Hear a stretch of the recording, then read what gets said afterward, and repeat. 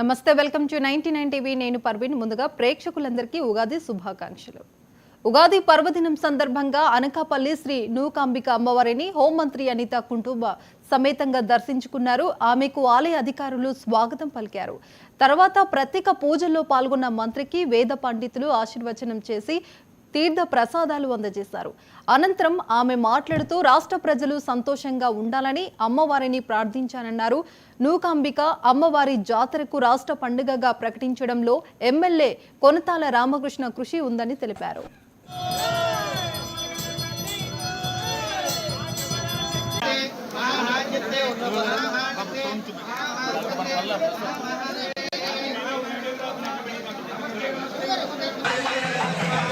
మరొకసారి ఉగాది శుభాకాంక్షలు తెలియజేసుకున్నానండి.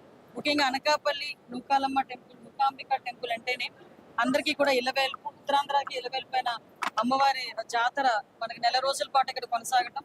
ఈ రోజు నిన్న కొత్త అమావాస్య, ఈ రోజు ఉగాది సందర్భంగా ఈ రోజు నా కుటుంబ సమేతంగా ఇక్కడికి వచ్చి అమ్మవారి దర్శనం చేసుకుని అమ్మవారి దీవెనలు అందుకోవడం కూడా చాలా అదృష్టంగా భావిస్తున్నాను. అమ్మవారి ఆశీస్సులు అందరికీ కూడా ఉండాలని, మెండుగా ఉండాలని మనస్ఫూర్తిగా కోరుకుంటూ ఇక్కడ వచ్చిన ప్రతి ఒక్క భక్తులు కూడా ఎటువంటి ఇబ్బందులు లేకుండా చూసుకునే బాధ్యత కూడా గవర్నమెంట్ తీసుకుంటుంది. అదేవిధంగా పోలీస్ సిబ్బంది కూడా అన్నిటికీ కూడా సహకరిస్తున్నారు. ఎవరికి ఏ ఇబ్బంది లేకుండా చూసుకునే బాధ్యత కూడా కమిటీ వరకు. అదేవిధంగా ఈ సంవత్సరం ఇంత పెద్ద ఎత్తున చేయడానికి గల కారణాలు కూడా మన ఎమ్మెల్యే గారు కొనతాల రామకృష్ణ గారి కృషి కూడా ఇందులో ఉంది. దట్టు ఈ రోజు గవర్నమెంట్ కి కూడా అనకాపల్లి వాసిగా, అనకాపల్లి జిల్లా మంత్రిగా నేను నారా చంద్రబాబు నాయుడు గారికి, సీఎం గారికి కృతజ్ఞతలు తెలియజేసుకోవాలి.